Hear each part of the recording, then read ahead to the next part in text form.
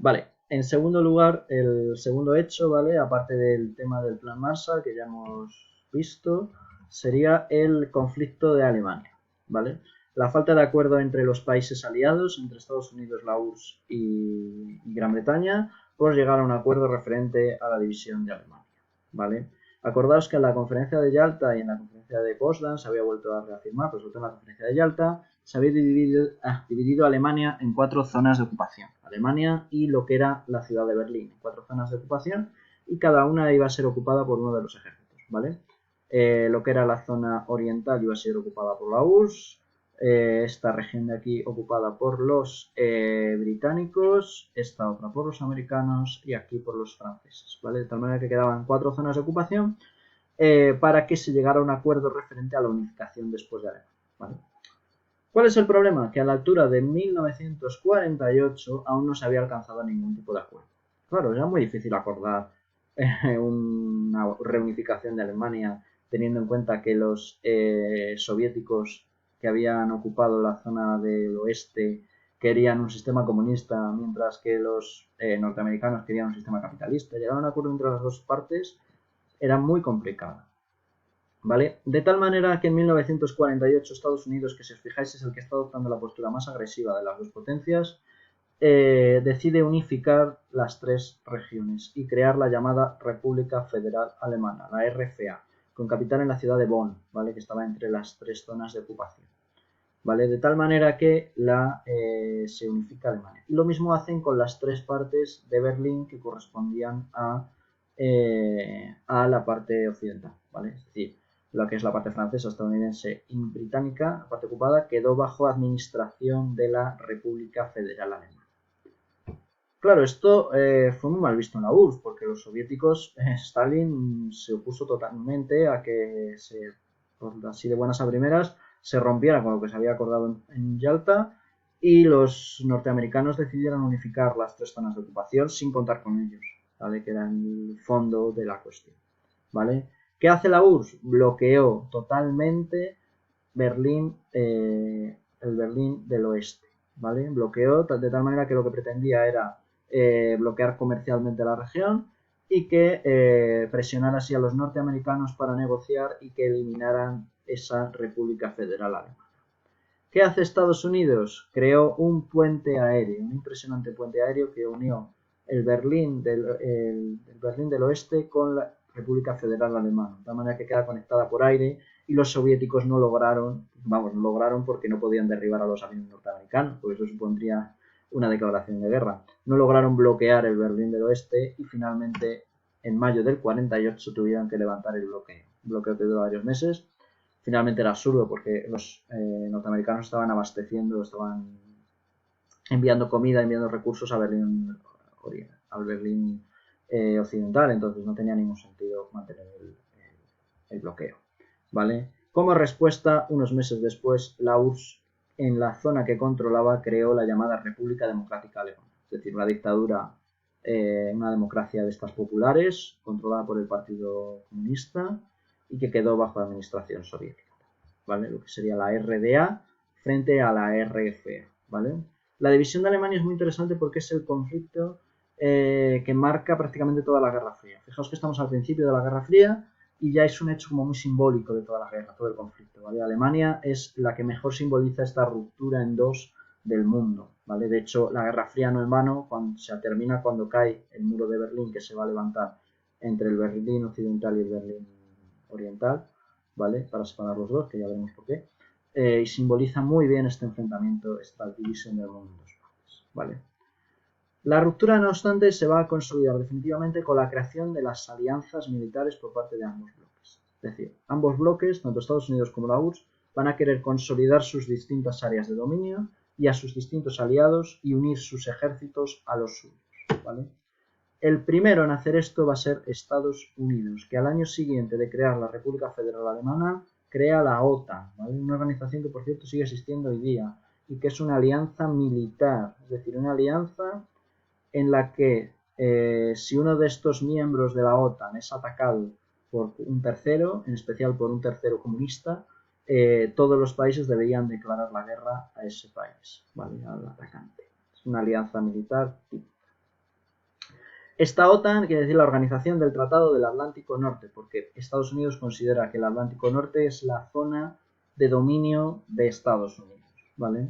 De tal manera que en 1949 crea la OTAN, una alianza militar formada por Canadá y los siguientes países de Europa Occidental, lo que era Francia, Reino Unido, claro, Italia, el Benelux, es decir, lo que sería Bélgica, Holanda y Luxemburgo, y los países de Noruega, Dinamarca, Islandia, que te permiten controlar todo el Atlántico, si os fijáis, y Portugal, ¿vale? Estos países quedan unidos en esta alianza militar que busca defenderse o declarar la guerra a otra parte en caso de que se creara un conflicto, ¿vale? Vamos a ver que luego esta OTAN se va a ir ampliando, pero estos serían los estados fundadores, ¿vale?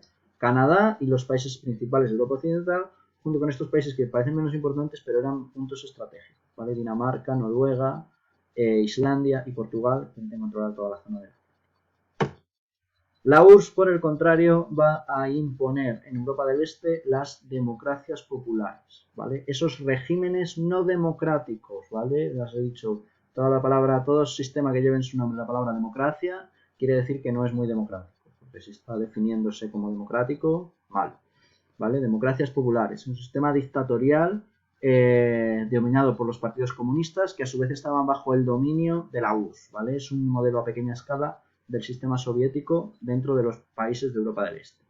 ¿Cuáles eran estos países? Pues Polonia, Hungría, la República Democrática Alemana, que se había creado en contraposición a la RFA, la República Federal Alemana, Checoslovaquia, Bulgaria, Rumanía y Albania. Queda fuera Yugoslavia, que es un caso muy especial de comunismo, ¿vale? Porque Yugoslavia se había liberado durante la guerra por el Partido Comunista, pero es un partido comunista que no queda bajo el dominio de la URSS. De hecho, Yugoslavia siempre tuvo su comunismo aparte, ¿vale? Dirigido por un señor llamado Tito, que era comunista, pero comunista a su manera. Entonces tiene una visión muy distinta de lo que sería el comunismo y no le gusta estar sometido a la URSS, digamos.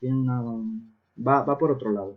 De hecho, luego va a tener relaciones bastante fuertes con el mundo occidental, ¿vale? Pero bueno.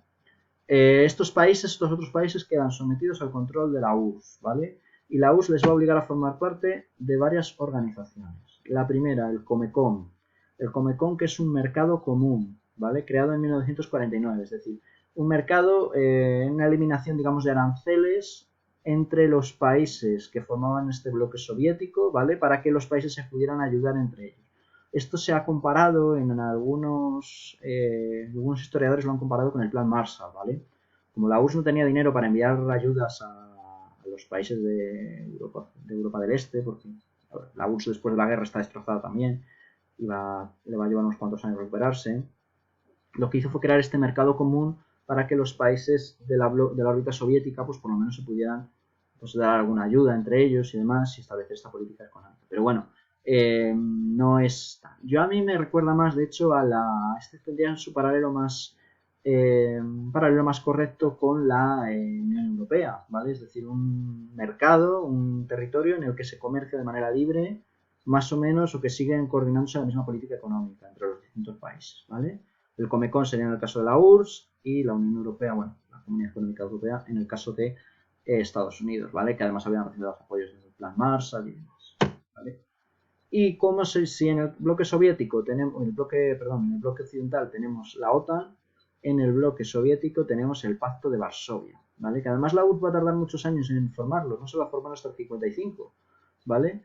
¿Qué es el Pacto de Varsovia? Pues lo mismo que la OTAN, es decir, un pacto militar, una alianza militar en el que los países, en caso de que alguno atacara a estos países, a Polonia, Hungría, Checoslovaquia, etc., pues responderían todos juntos con el mismo ejército. Y es importante que el Pacto de Varsovia está liderado por los soviéticos, igual que la OTAN por Estados Unidos, ¿vale? Aquí tenemos un mapa que muestra los aliados de estos dos bloques, de estos grandes pactos militares, ¿vale? Que serían la URSS con su bloque en Europa del Este, que son los miembros del Pacto de Varsovia, que son sus grandes estados satélite o estados de las democracias populares.